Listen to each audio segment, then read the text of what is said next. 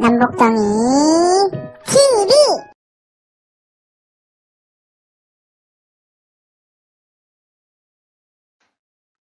안녕하세요. 2022 역사교실 시간입니다.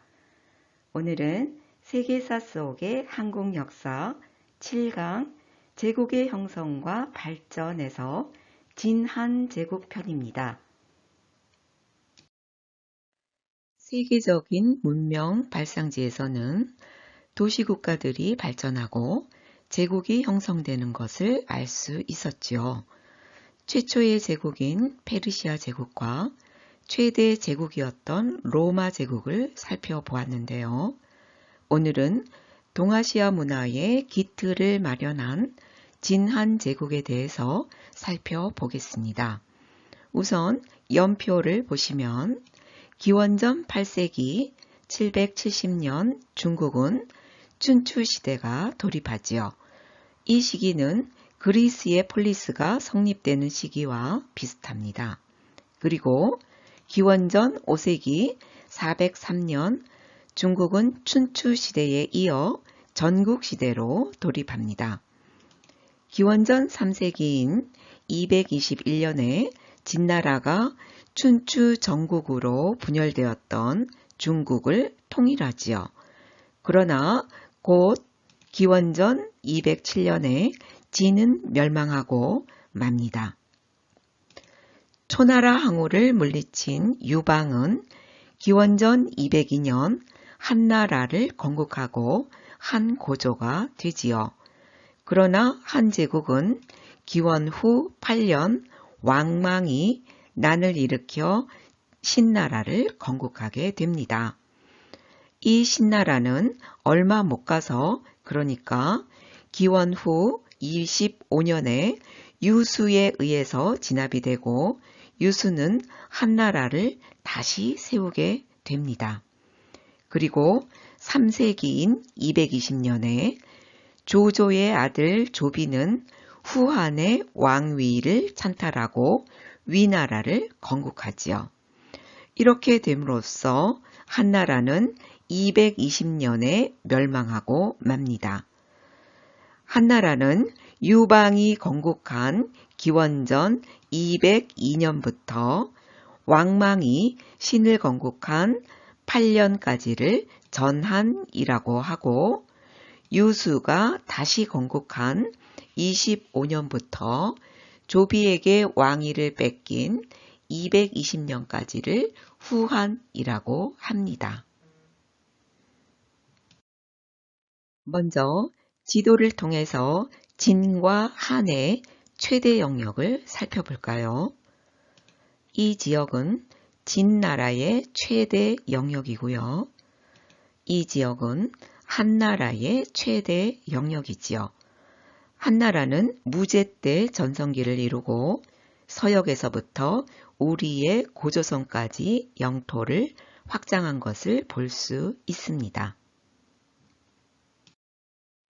로마 제국이 그리스 폴리스부터 시작했듯이 진한 제국도 춘추 전국 시대를 바탕으로 전개되었죠. 그래서 춘추 전국 시대부터 알아보겠습니다.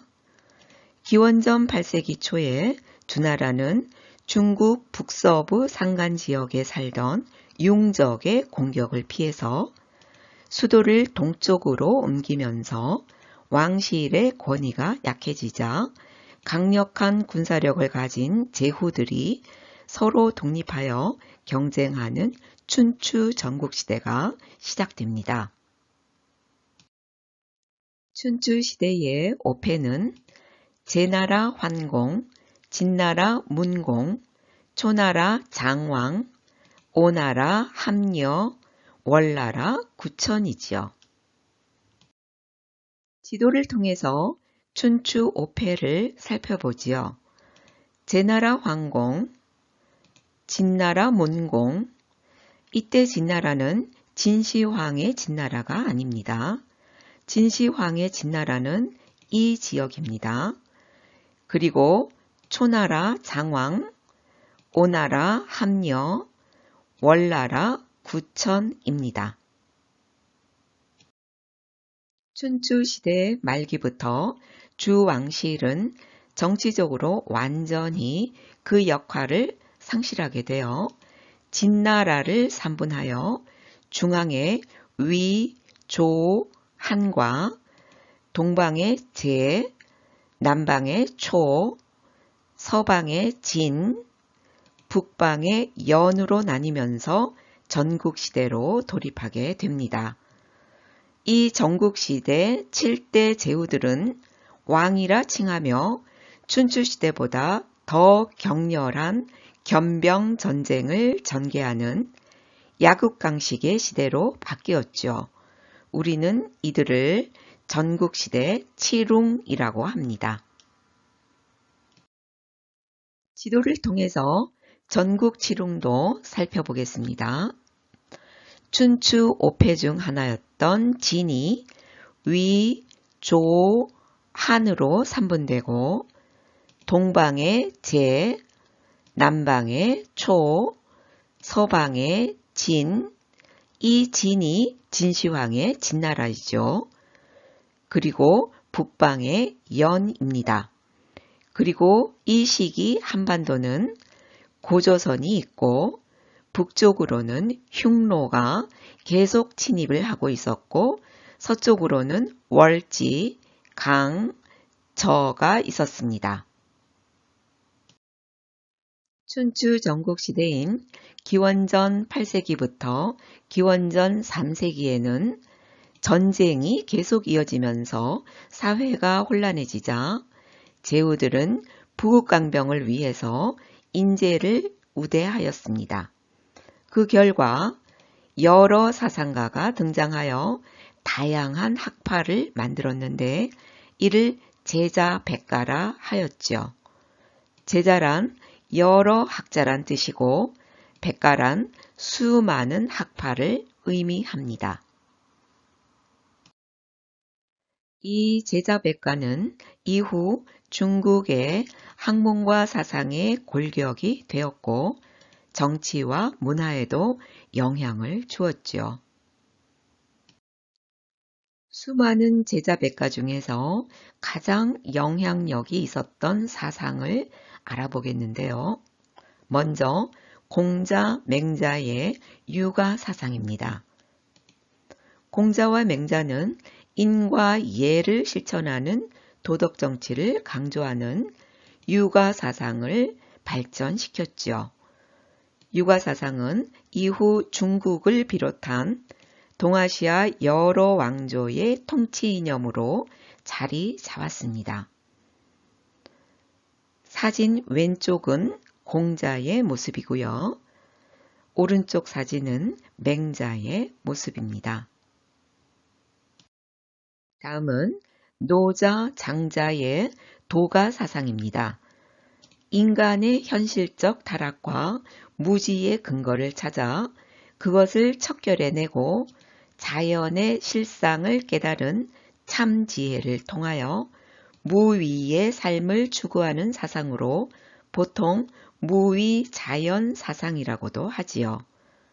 이 도가 사상은 이후 민간 신앙과 결합하여 도교로 발전합니다. 왼쪽 사진은 노자의 모습이고요. 오른쪽은 장자의 모습입니다. 다음은 한비자의 법가 사상입니다. 법치주의를 내세운 학파를 일컫죠. 유가 사상과는 대립하면서 발전하게 됩니다. 법을 도덕보다 중요하게 여겨 형벌을 철저하게 집행하는 것이 나라를 지배하는 근본이라고 보았습니다. 이런 통치 이념을 바탕으로 진, 한나라의 통일제국이 이루어졌죠. 이 사진은 한비자의 모습입니다. 이번에는 마지막으로 묵자의 묵가 사상입니다. 묵가는 전국시대에 활약하다가 진시황의 통일 이후 호련히 사라졌지요. 묵가는 유가, 도가와 동시대에 출현하여 발전되었고 춘추 전국시대의 제가백가 중 주요 4철학학파 중에 하나였습니다. 이 시기의 묵가는 유가의 주요 경쟁 상대였죠. 묵자는 겸해서를 가르쳤습니다. 겸해는 조건 없이 사람들 전체를 사랑하고 서로 이롭게 하는 것이죠. 또한 묵자는 서로를 이롭게 한다는 교상리의 시각에서 근면한 노동으로 물자를 생산할 것과 절용, 쓰임의 절약, 검약 등을 주장했습니다. 묵자의 유명한 사상으로는 인재등용론인 상형과 공격전쟁 반대인 비공 등의 사상이 있고 체험을 근본으로 하여 사물의 본질을 추론하는 논리적 사고를 중국에서 최초로 창시한 인물로 최근에 높이 평가되고 있습니다.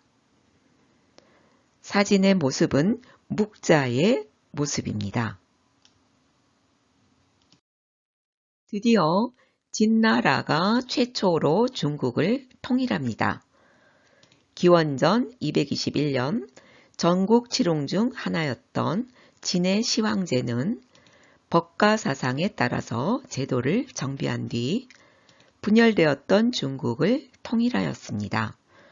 시황제는 늘어난 영토와 백성을 효과적으로 다스리기 위해 전국을 군과 현으로 나뉜 뒤 직접 관리를 파견하여 다스리는 군현제를 시행하였고 황제의 명령을 지방관리에게 빠르게 전달하고 반란에 신속하게 대응할 수 있도록 도로망을 정비하였고 문자, 화폐, 도량형을 통일하여 중앙집권체제를 강화하였습니다. 이 사진들은 진시황이 통일했던 도량형, 화폐, 문자의 통일인데요. 화폐 같은 경우 전국 시대에 각 나라마다 사용했던 화폐가 다 달라서 교역을 할 때 여간 힘들지 않았죠. 그래서 진시황은 반량전으로 화폐를 통일합니다. 이 사진은 만리장성의 모습인데요. 시황제는 북방에 있는 흉노를 막기 위해 북쪽 국경에 기존의 장성을 연결하여 만리장성을 쌓았습니다. 이 대규모 공사에는 백성들이 동원되었고 이것이 농민봉기의 원인이 되어 진나라는 멸망하게 되지요. 현재 남아있는 장성은 명대에 쌓은 것입니다. 이 모습은 분서갱유를 나타낸 그림인데요. 시황제는 법가 사상에 따라 강압적인 통치 방식으로 인해 백성들과 유학자들의 불만을 샀습니다. 그래서 법가 사상과 실용서를 제외한 서적을 다 태우고 자신을 비판하는 유가학자들을 산채로 묻었죠. 그것을 분서갱유라 합니다.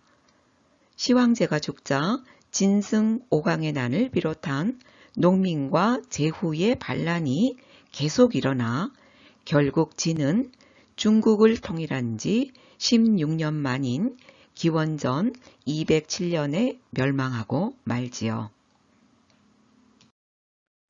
이번에는 한제국인데요. 우리나라를 포함한 동아시아는 한자 문화권에 속하지요. 그 한자 문화권의 기틀을 마련한 나라가 바로 한제국입니다.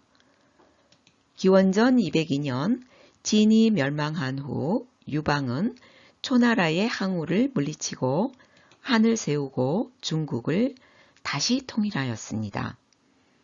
한고조 유방은 중앙집권 정책으로 진의 군현제에 봉건제를 절충한 군국제를 시행하지요. 한제국은 무제 때의 전성기를 이루는데요. 군현제를 실시하여 중앙집권 체제를 강화하였고 흉노와 고조선을 정벌하여 영토를 확장하지요. 또한 동중서의 건의에 따라 유가 사상을 통치 이념으로 삼아 태학을 설립하고 관리를 뽑을 때 유학 지식을 시험보게 하였죠. 그리고 무제 때 꼭 기억해야 할 사건이 있는데 바로 장건을 파견하여 비단길을 개척했다는 것이지요. 그렇지만 잦은 정복전쟁으로 재정이 부족하여 소금, 철의 전매제도도 실시합니다. 전성기의 제국은 바로 쇠퇴하고 마는데요. 무제가 죽은 후 외척과 환관이 정치에 개입하여 왕권이 약화되었고 결국 외척인 왕망이 한을 멸망시키고 8년에 신을 건국합니다. 이렇게 외척 왕망에게 나라를 빼앗겼던 한 제국은 다시 부흥하게 됩니다. 신나라 말기인 25년에 한고조 유방의 9세손인 유수는 왕망과 하북의 군웅들을 연달아 격파하면서 제장들의 추대를 받아 후한을 건국합니다. 광무제는 선정을 베풀어 후한 왕조의 기틀을 닦는데요. 문화도 발전하게 되지요. 후한 시대에는 체륜이 세계 최초의 종이인 체후지를 만들고 장형은 천체 관측 기구인 혼천의와 지진 측정기인 지동이를 만드는 등 문화가 번창하였습니다. 그리고 반초가 서역의 여러 나라와의 교역길을 열어 실크로드를 다시 개척하였죠. 그러나 4대 황제인 화제가 어린 나이로 즉위하면서부터 외척 세력과 환관 세력의 권력 쟁탈로 정치는 점점 타락해 갔습니다. 전국이 점차 어지러워지는 틈을 타서 장각이 황건적의 난을 일으켰고 이 난은 군벌들에 의해서 진압이 되었죠. 하지만 그 과정에서 군벌들의 힘은 강화된 반면 조정의 권위는 더욱 약해졌습니다. 결국 군벌들의 힘이 후한 왕조를 능가하게 되면서 천하를 둘러싼 영웅들의 대결이 펼쳐지고 삼국시대가 개막됩니다.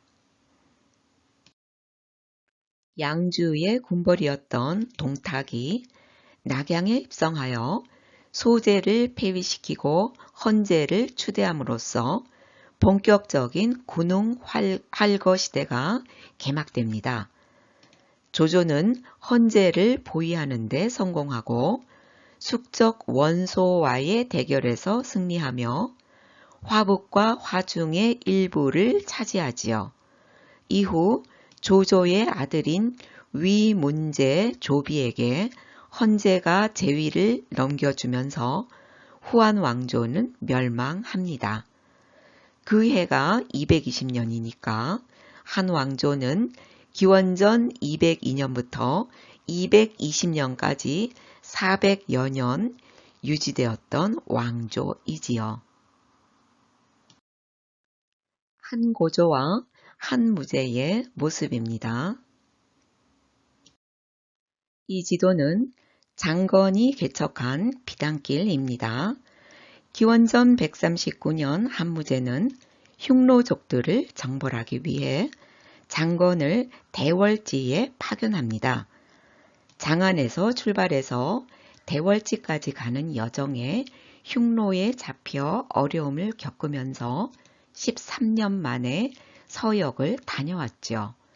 이것을 계기로 한나라와 서역을 연결하는 비단길이 열렸고 이 길을 통해 각국 사절이 왕래를 하고 상인과 승려들이 교류하였으며 마침내는 멀리 로마까지 교류하여 동서양이 이어집니다. 비단길의 유래는 중국의 비단이 이 길을 통해 로마까지 운송되어 비단길이라고 부르게 된 데서 유래하지요. 이것으로써 제국의 형성과 발전에서 마지막 편인 진한 제국을 마치겠습니다. 다음 시간은 한국사로 돌아와서 8강 고대 삼국시대 고구려 편입니다. 오늘 시청해 주셔서 감사합니다.